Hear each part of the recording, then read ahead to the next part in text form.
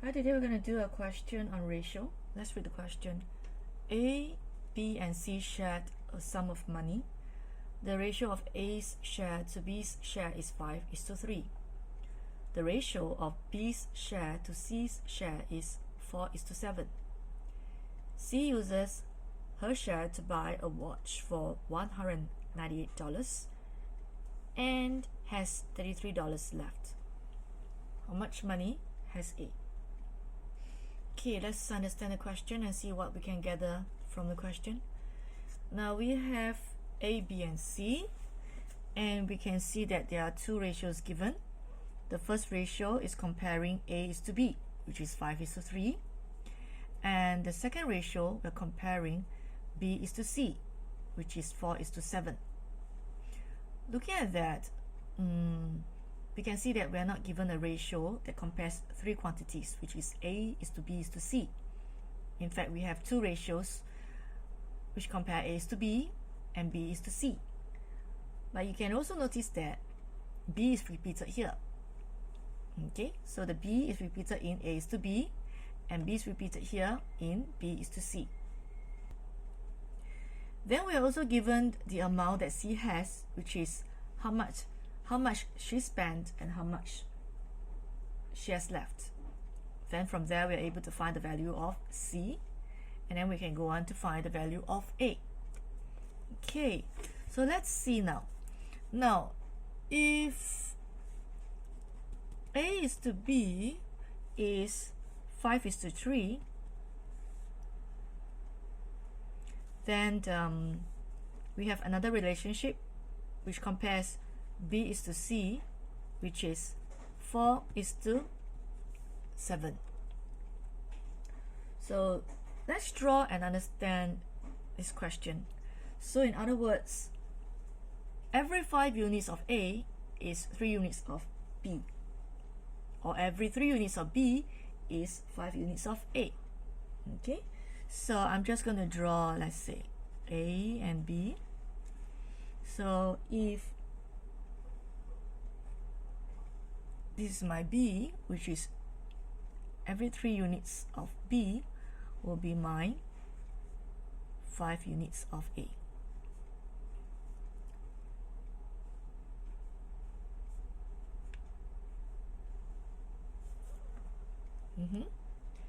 Now looking at here, I have another ratio which is comparing B is to C. Now be very mindful that my value of B will still remain the same, even though now I'm comparing in relationship to C. So I'm going to draw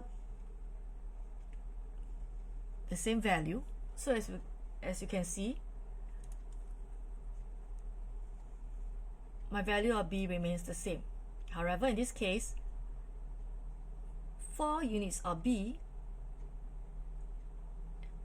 is every 7 units of C. So I'm going to now split this into 4 units because I'm talking about B in relationship to C. So in that case, every 4 units of B here will be 7 units of C.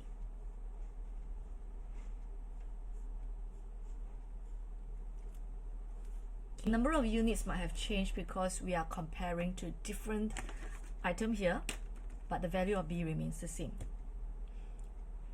Okay, then we also know that we can find the value of C, which is given how much she spent plus how much she has left. Okay, so let's work it out now. Now C is actually 7 units, which is equal to 198 plus 33, and that will give me 231. So with that, I can find the value of 1 unit, which is 231 divided by 7. That will give me 33. In that case, every 1 unit over here is 33. So I can find my B now. the value of B in relationship to C will be 4 units. So 4 units is 4 times 33, which will give me 132. That means to say my value of B is $132.